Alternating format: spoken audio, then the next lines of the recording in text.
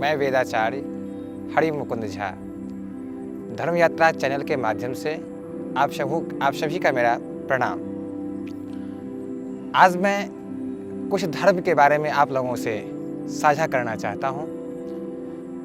धर्म क्या है, उससे पहले मैं गुरु वंदना कहूँगा और गुरु वंदना कहते हुए मैं फिर धर्म के बारे में कुछ रखना चाहूँगा। अज्ञानतिमिरान्धस्य ज्ञानाञ्जनशलाकया चक्षुः मिलितं येन तस्मै श्रीगुरवे नमः। तस्मै श्रीगुरवे नमः।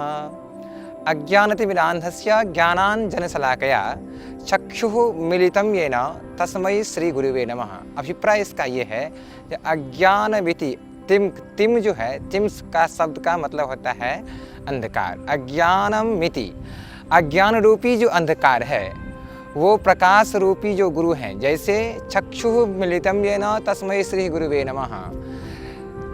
ये अंधकार रूपी जो अज्ञानता है वो प्रकाश रूपी की ओर ले जाने वाले जो गुरु, ऐसे गुरु को मैं प्रणाम करता हूँ।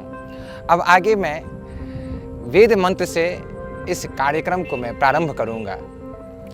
हरि ओम गणानां त्वा गणपतिग्ं हवामहे प्रियाणां त्वा प्रियपतिग्ं हवामहे निधीनां त्वा निधिपतिग्ं हवामहे वसो मम आहमजाने गर्भधमा त्वमजासि गर्भधम्। ये वेद का मंत्र, इसका अर्थ ये हुआ जो समस्त प्राणियों को कल्याण करने के वास्ते मैं आपको प्रणाम करता हूँ और समस्त गुणों को धारण करने वाले हे गणनाथ मैं आपको प्रणाम करता हूँ, क्योंकि हे पिता परमेश्वर, आप ही मेरे माँ के गर्भ से उत्पन्न किया है। चलिए मैं आगे धर्म के बारे में कहा था, धर्म के बारे में मैं अपना वक्तव्य रखता हूँ। देखिए धर्म क्या है। सर्वप्रथम कोई भी शब्द जो बनता है संस्कृत के माध्यम से, वो व्याकरण के सूत्र के माध्यम से ही बनता है। विदाउट व्याकरण से कोई शब्द बनेगा ही नहीं। संस्कृत ही एक ऐसा शब्द है जो लॉजिक के आधार पे चलता है। तो धर्म शब्द है, तो धर्म शब्द का क्या अभिप्राय है वो हम जानते हैं। व्याकरण के सूत्र के माध्यम से धृधरणे धातु मन प्रत्यय से धर्म शब्द बनता है। धृधरणे धातु का क्या अर्थ है? तो धारण करने के योग्य में, जो मैं धारण करता हूँ उसको हम धृधरणे धातु कहते हैं। और मन प्रत्यय होता है इसमें।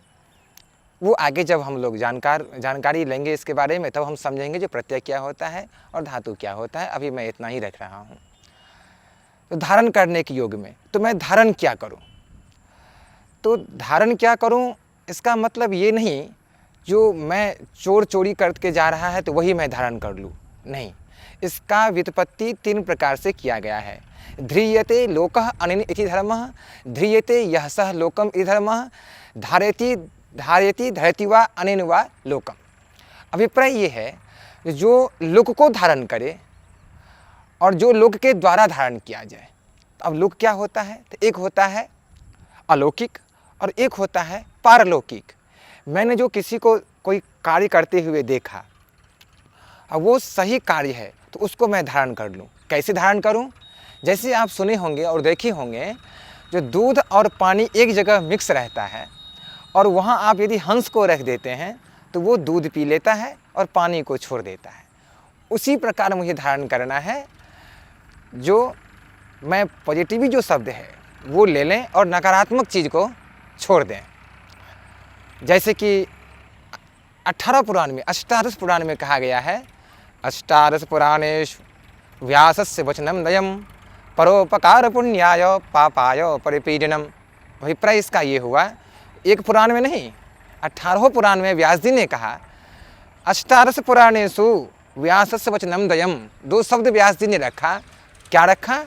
तो परोपकार पुण्याय पापाय परिपीडनम। इसका अभिप्राय ये हुआ तो पर उपकार, दूसरों को उपकार से करने से ज़्यादा फल किसी में नहीं होता है, और किसी को अनुपकार करने में से ज़्यादा कोई सा पाप नहीं होता। किसी को आलोचना करना, किसी को झूठ बोलना, किसी के बारे में बिना सुने हुए कुछ बोल देना, ये होता है अनुपकार। तो परोपकार पुण्याय, तो परोपकार कैसे होगा?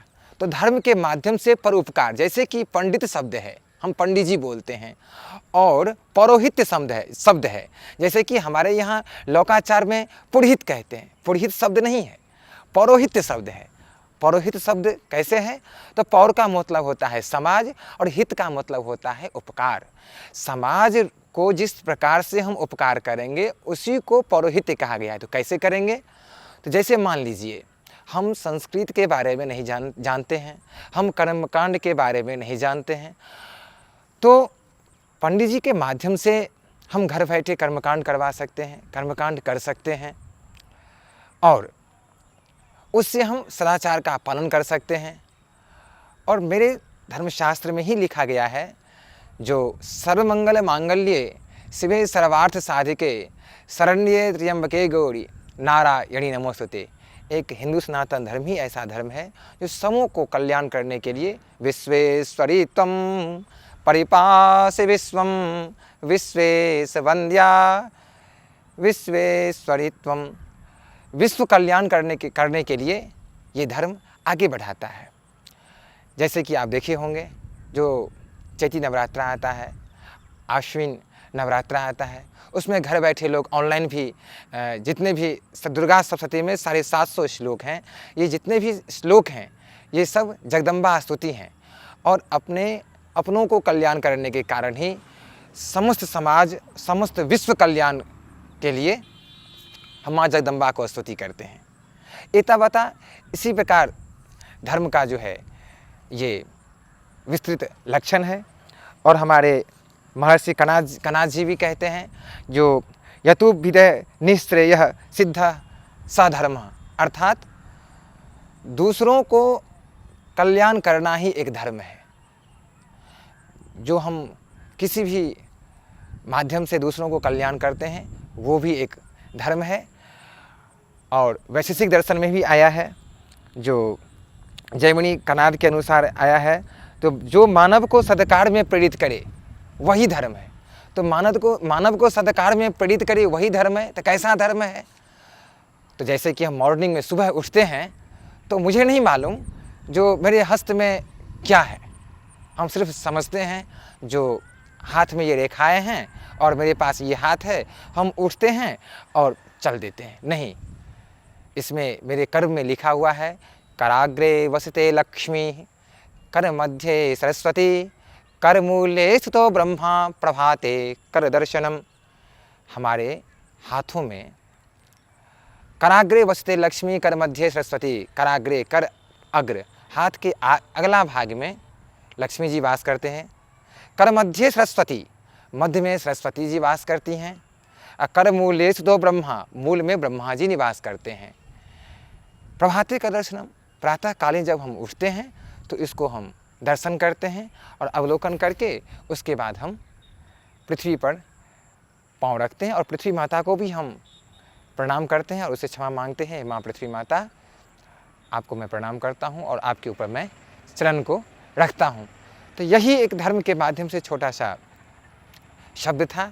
और इस धर्म यात्रा चैनल पे धर्म अनुष्ठान के बारे में जो भी आपको जानना हो, घर बैठे कर्मकांड कराना हो और अनुष्ठान के बारे में समझना हो, तो धर्म यात्रा चैनल पे आप कमेंट अवश्य करें, सब्सक्राइब अवश्य करें, ताकि इस कमेंट के माध्यम से हम जान सकें जो आप सभी को इस घर बैठे कर्मकांड की ज़रूरत है, कर्मकांड करवा सकते हैं। अभी बहुत सारे ऐसे धर्म हैं जिस पे लोग माँ दुर्गा की पाठ करवाते हैं। रुद्राभिषेक श्रावण का महीना है, इसमें हर एक सोमवार को बहुत इम्पोर्टेंट महत्वपूर्ण रखा गया है जो आप रुद्राभिषेक करें, जिसका 3 रूपी रुद्राभिषेक होता है। एक होता है कुश से, एक होता है दुग्ध से और एक होता है गंगा जल से। उसका अलग अलग रूप में फ़ायदा है, संतान उत्पत्ति के लिए, अपने धन संपत्ति को बढ़ाने के लिए, अपने स्वास्थ्य को स्वस्थ रखने के लिए इसका अलग अलग तरीक़ा से रुद्राभिषेक होता है। और हम लोग सभी मिलकर रुद्राभिषेक बाबा भोलेनाथ जी को प्रसन्न करने के लिए दुग्ध से और गंगा जल से रुद्राभिषेक करते हैं, ताकि हमारे समस्त जनों को प्रसन्न करे, आनंद करे और मेरे समस्त समाज प्रसन्न रहे। इसलिए आप सभी से एक बार फिर से निवेदन है, इस धर्म यात्रा चैनल को सब्सक्राइब करें और कमेंट अवश्य करें। किसी भी कर्मकांड के लिए यदि आपको ज़रूरत हो तो कमेंट ज़रूर करें।